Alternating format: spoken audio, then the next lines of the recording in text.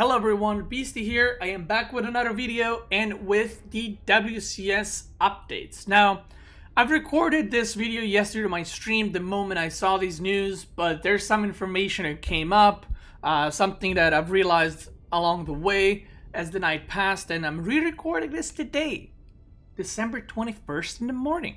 So let's talk about WCS winter and what's going to happen with StarCraft in 2019, which if you watch my video talking about HOTS and basically saying, are we next?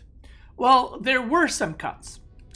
Let's just go with that. So, Blizzard is saying, introducing WCS Winter 2019, StarCraft 2 esports, the competition and the community impressed and inspired us more than ever before in 2018 because of the good viewership, Serral, and so on. Today we're excited to shed some light on what 2019 will look like. We are still working out the details, so some of this may subject to change. Both WCS Korea and the WCS circuit will continue in 2019, so there you go. We're still esports, still alive, and we look forward to sharing the full details of both programs next year. In the meantime, we're pleased to announce WCS Winter. Now, I was really excited when I read all of this live on my stream, so if you were there, you probably saw it. I was very, very excited for this, very hyped, and I still am. But let's talk about the bad sides as well, because I missed them. Serving as a prelude to the WCS 2019 season, WCS Winter replaces one WCS circuit stop.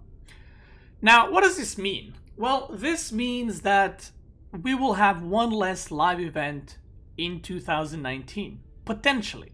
Okay, it's not confirmed, but they're saying it's replacing one of the circuits. Now, we've had 4 live events last year, so if it's replacing one, we're gonna have 3, but they might mean it as we're replacing one, but they might still have 4 live ones. I don't know, but it's probably them just replacing one, and then we will have 3 for the rest of the year. People have been speculating which one is it, which one are they replacing, you know, how can we figure it out? Well, I think it's safe to say that WCS Leipzig, I don't know if I'm pronouncing that well, in Germany is the one being cut. Why? Well, because this one is starting in January and will go on for 10 weeks. And that overlaps with the WCS in Germany that happened last year. So I'm pretty sure that's the one we will not be seeing. Now, if you booked your tickets and hotels, don't cancel yet. This is not official information. This is just my opinion. They still need to release the info about the rest of 2019. So WCS Winter replaces one WCS circuit stop. This 10-week program will consist of a pair of 32-person online tournaments, one for the Americas, including Latin America, Taiwan, NZ, SEA, and China, and one for Europe, each with a $60,000 prize pool, and with WCS points awarded as outlined below. Each tournament will culminate in a live winner advances battle between the top 6, one for Europe and one for the Americas. Now, the second thing I want to mention here is the prize pool. So initially when I did this on stream, I thought the prize pool is increased because WCS Montreal, for example, last year, that prize pool altogether was $101,000 I think. Now we have 2 tournaments for $60,000 each, so it's $120K. But something that I haven't realized is the Latin America WCS qualifiers, the SEA WCS qualifiers, the Chinese qualifiers, they're gone. So because those regions are now merged together, if you take the prize pools from them, the prize pool overall is lower. So I forgot Latin America last year, I might be wrong on the numbers, but the first place was like $10,000. Now that doesn't exist, and the SEA as well, and so on and so forth. So when you take it all plus minus, it is overall less prize money, but I think this way we get better quality of the players in the playoffs. So we'll see how that turns out. Now, the part that I like from both players and viewers' perspective, the first place is not like 30,000 and the second place is 5,000. I always hated those types of tournaments. I think they're stupid. I liked this where, you know, the difference between 5th and 4th is not like, oh my god, you know, I could have bought a car with that difference of the money. So you can see kind of gradually increasing. Top 32 players get the money, and I think this is, you know, good that not just top 5 or top 8 or top whatever players are getting the money, but top 32 in both regions. So again, one tournament for NA region and the other ones here, and then one tournament for Europe. Qualifiers. There are 2 ways players can qualify in WCS Winter, two-person online tournaments. So the one way to qualify is ladder, like they've had it before. So basically the top 8 people out of the 32 spots in both regions will be decided by the ladder placements, and they will be happening between promotion windows and run January 10th to 13th. So at the end of 13th of January, whoever is top 8 on the ladder will be automatically qualified for the tournament that consists of 32 players. Now, I like the idea of the ladder qualifiers, you know, who's the best on ladder plays, but I've said this on stream, I don't like that it's only 4 days. I just don't like that. I wish it was at least a week, maybe 2 weeks, to give out time for the players to kind of grind it out, but it is what it is. Now, open qualifiers, they're also going to have open qualifiers, 3 different ones, 17th, 18th, and 20th of January. Top 8 will move to European round of 32, and for the Americas we have 2 separate qualifiers that will take place on the American servers, January 15th and 20th, and a 3rd qualifier will be run on the Asia server on January 19th.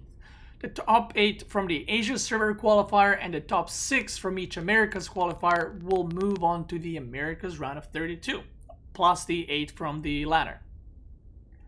Players who are eligible to play in America's region for WCS Winter, but who are not in the China region, may participate in all of these qualifiers. Sign up will be open very soon. China, 4 players will be selected from a China qualifier and will be moved to the Americas round of 32. Now, this is the part that I think kind of matters the most. I don't think a lot of people are like, oh my god, they cut the prize pool by a little bit. Like, we still have WCS, right? I think that's the important part. I'm not, you know, happy that prize pool is cut, but with everything that's been happening with Blizzard, everything that's been happening with HOTS, I think this is great news overall.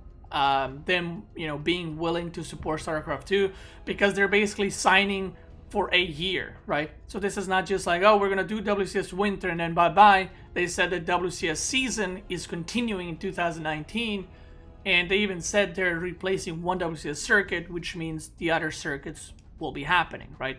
That's kind of indirectly them saying that, yes, there are other live tournaments that are gonna happen. Now, a lot of people were very, very upset that WCS Winter is replacing one live event, and I understand them.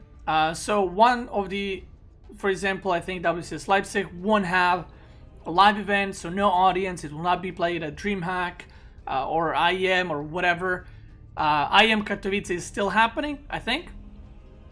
And people are upset about it. They see it as a bad thing. But honestly, I personally see it as a good thing. And I'll explain why. Not the part where they're cutting us having the live, you know, tournament. Obviously, that's a downside. But I think this is great for overall StarCraft. And they might be testing the waters with this. And hear me out. So this is the first tournament 2019 in January. Like, starts in January. And they're doing this one at the beginning. Why? Well, I think they're testing the waters. This is something we've had, this kind of system, in Heart of the Swarm WCS, and that was personally, from player point of view and viewer point of view, this was my favorite kind of WCS. So what are they gonna do? We're gonna have round of 32, like it says here, double elimination groups. into round of 16 double elimination groups into round of robin. I think that's super cool. They're changing the system. So for those who don't know, once we reach top 8 in each region, they will play round robin. What is round robin? Each player will play against each player. And then the last 2 players drop out of the tournament, and then first place in that whole top 8 round robin will go to the grand finals straight away. The second place from this round robin will go to the semifinals, quarterfinals, and so on. And the last 2 players that advance 5th and 6th will be playing their match. So whoever wins between 5th and 6th, which will be done in a studio in Europe and in NA, will be advancing. So let's say number 5th seed wins, 5th seed goes, plays against 4th seed. Let's say 5th seed wins again, he moves on, plays against 3rd seed, and you get it. So the top 6 is done live in a studio. Now they're saying studio specifically right here, so this is probably not going to be live audience. So why do I think this is great? Well, first thing, I think the system is really cool. I think it's new, it's refreshing, and I think they're testing the waters for 2019 with this. But the part I'm more excited about, which I feel like a lot of people are missing, don't get me wrong, I like the live tournaments, the events and all that, but they only last 3-4 days. Think about how many games do we miss? How many games you just never see? There might be a, Neeb versus Special on a F stream, right? And you don't see it because it's a group stage. There's so many games going on. They can only pick 1 or 2 at a time.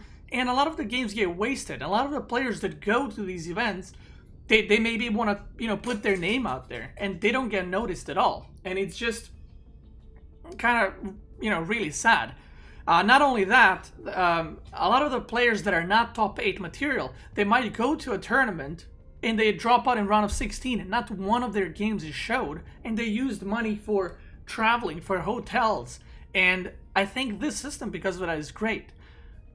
It's all online, so 32, 16, and 8, round of 8 is online, and then people that are top of the crop go to the live finals while knowing they're making a good chunk of money. They're knowing, okay, I'm investing into a flight, into a hotel, but I'm getting the money back and I'm making some as well. Now, my favorite part about this is that, again, this is what people, I don't know if they missed it or they just don't care. Maybe I'm the only one that's hyped about it. This will be going on for 10 weeks. I can tell you one thing. They will definitely not play these groups and not stream them. All of these matches, again, I don't have any information, but I'm pretty sure that all of these matches will be streamed. And we're gonna, with this system, we might be going back to WCS in Heart of the Swarm, where we had WCS Challenger and Premier kind of style, where they broadcasted, I think it was 1 group a day, 1 group in Europe and then 1 group NA for like 4 days a week. And I thought that was cool. Like, I thought it was great because it was constant content. There was StarCraft all the time. There was WCS for like 4 or 5 days a week, and then on weekends we had weekly tournaments, and there were tournaments all the time, and not just these like small $20 tournaments. It's like these big tournaments, either like, Bay Strait hosting Tin tournament or Wardy hosting tournament on the weekend, and then WCS is running throughout the whole week, and it's kind of constant content in StarCraft, and that's what I loved.